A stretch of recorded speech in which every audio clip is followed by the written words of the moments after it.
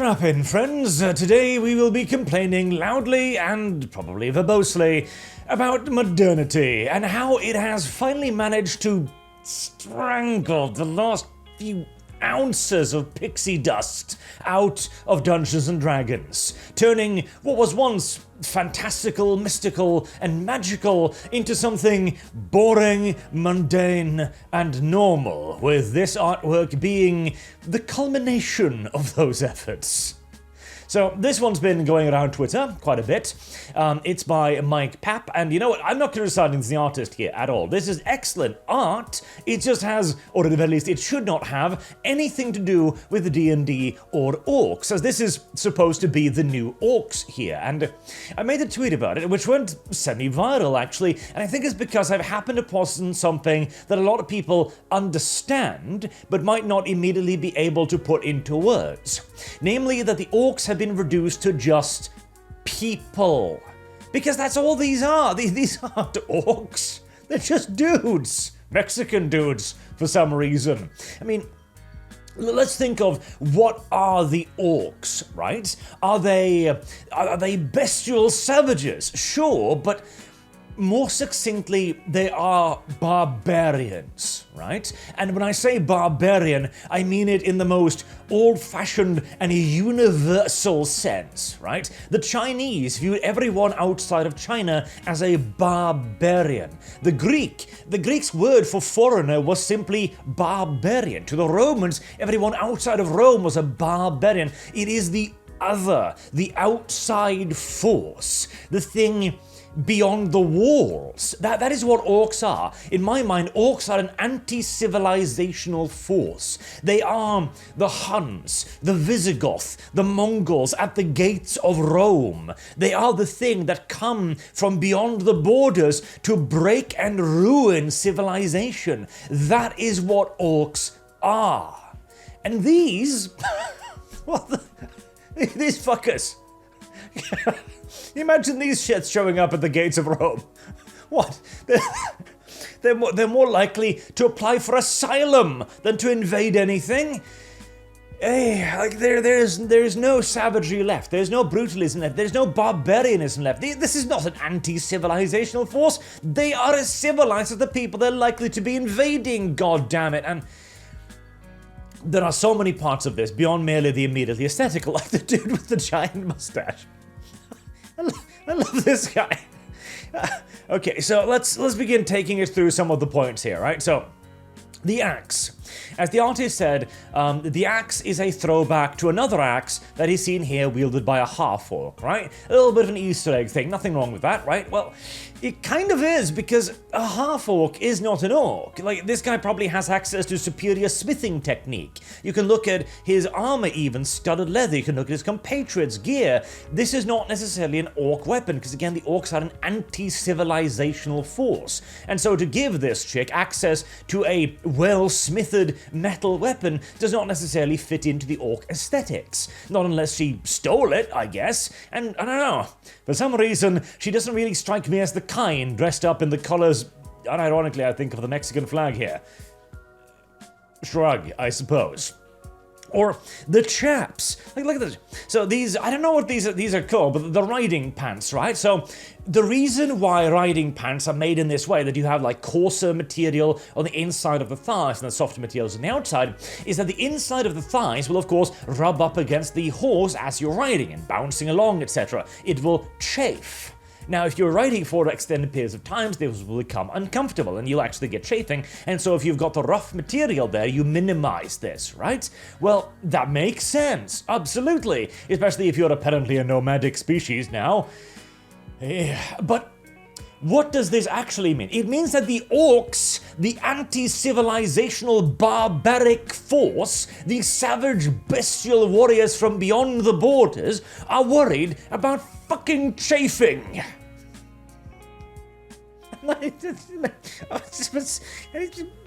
It makes sense. They would be worried about chafing. They would probably be worried about comfort, but I don't fucking care that they orcs. They are again the barbarians. They are the ones wearing animal clothing, animal pelts all over them, wearing scrapped together armor pieces, just seemingly hammered into their very flesh, wielding axes the size of their goddamn torsos of crudely hammered together metal. Comfort is not supposed to be one of their concerns. And falconry. Apparently, they're all engaged in falconry now.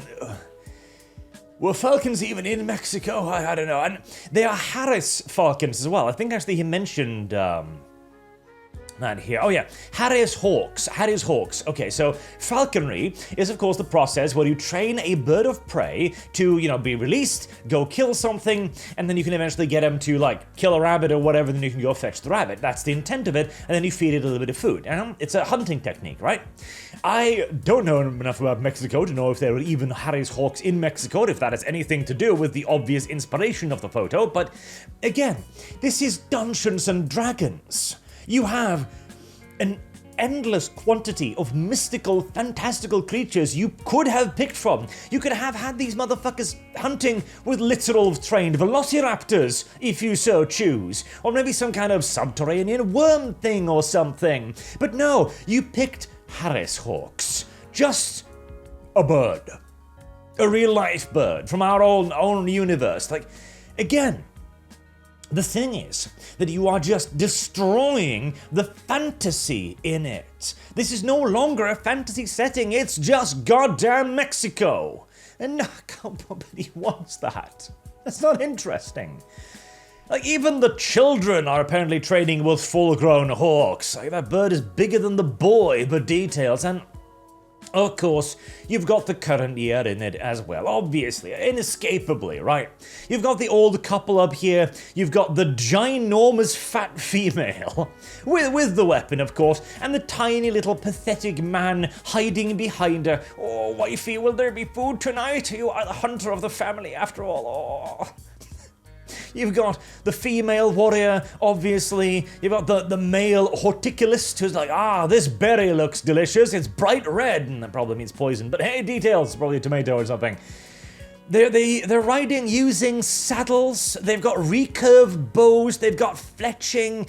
This motherfucker over here has a crossbow. The anti-civilizational force is wielding crossbows now.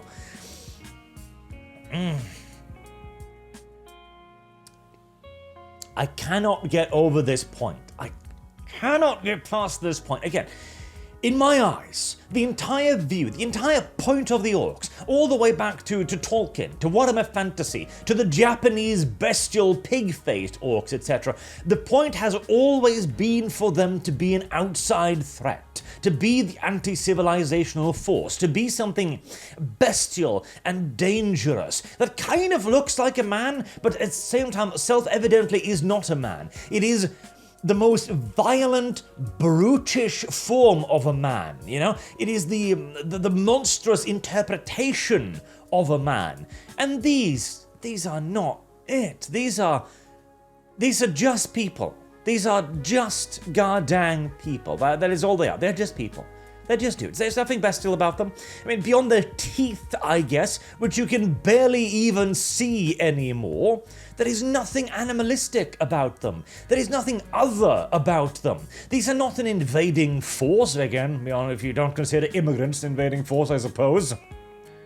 They ride horses. They've got reins. They recurves bows, they've got little bedrolls, they've got tents, they worry about the comforts of life, they wear hats to shield against the sun, because you wouldn't want the sun rays to get in your eyes, that's mightily uncomfortable. And again, logically, it makes sense. It does. I'm not even complaining about the logicality of it, I am complaining about the fact that it is being given to Orcs, as this is not the point of them. This is not the essence of Orcs. There is absolutely a point for logical inference. There is absolutely a point where you need to consider the logic of Orc society, right? How can the Orcs build a major society capable of levying vast quantities of warriors if they don't have access to things like organized agriculture, for example, or large-scale towns or cities in which to shelter? You can bring these things up and you can easily explain it simply by saying, well, in Orc society, every Orc is a warrior. In our society, even if we go back to like basic stuff, right? 1500s, 1600s, the idea was that you took one person out of 10 to make a soldier, because you needed 9 people to support the one, with food, with clothing, with all of the things a soldier requires, the infrastructure of the nation. In the Orcs case, you can simply turn this on its head and say that you only need the 1 to support the 9, and voila, you have your massively numerous horde of Orc warriors, which in times of war are all fighters, and in times of peace are all farmers, or hunters, or whatever you like, right? But this is not it. You have just made them humans. That's what they are now. They're just humans. Just humans. And again, this is a part of Dungeons & Dragons' wider push to de-fantasize their setting. Like, there aren't races anymore. So anyone can be anything they want now. Or what was it? They can pick their racial traits. So you could have, if I understand this correctly, you can have an elf that looks like an orc, but act in every way as an elf. You could have an orc look like an elf, but act in every way like an orc, and so on. They have completely eradicated the concept of races and species, and obviously the inherent alignment. Orcs are no longer evil. How can you say that orcs are evil? Oh, I don't know. Again, we must return to the anti-civilizational force, but I'll leave that dead for now. The point is, you need characteristics to create a world with actual diversity. Allow me to use the language of the enemy here. If you want to have a world with genuine diversity, then the orcs must be allowed to be orcs. If you simply reduce them to another species of humans with pointed teeth, that is not a different species. They do not have their own aesthetics at that point. They're just more fucking people. And that is what you have succeeded in doing here. I hate it. And again, this is, again, an element of the blandification of fantasy and science fiction that we have complained about so many times on this channel, and so many other channels as well. The idea that nothing is for everyone, and the only thing you can make something for everyone, which is what Dungeons & Dragons is so desperately trying to do right now, is to grind it down to paste, to the lowest, most unappealing common denominator, until you have reduced it to just water. Well, this is that. This is the grey paste of fantasy. Aren't we all thrilled to see the inclusive future? Personally, I'm starting to miss the bigoted good old days if this is what the future has in store. We simply didn't know how good we had it. Until next time, I've been Arch. Thank you all very much for watching, and I do hope to see you all again soon. Have a good day.